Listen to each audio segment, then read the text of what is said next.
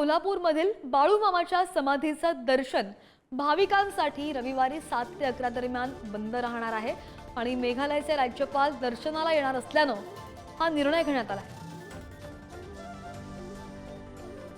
अधिकची माहिती घेऊन आमचे प्रतिनिधी शेखर पाटील आपल्या सोबत आहेत। शेखर, महत्त्वाची बातमी, बाळूमामाच्या समाधीचं दर्शन भाविकांसाठी बंद असणार आहे, तपशील। श्रद्धा, खर तर अनेक भक्तांचं श्रद्धास्थान असलेलं कोल्हापुरातल्या बुदरगड तालुक्यातील आदमापूर येथील हे बाळूमामा मंदिर आहे।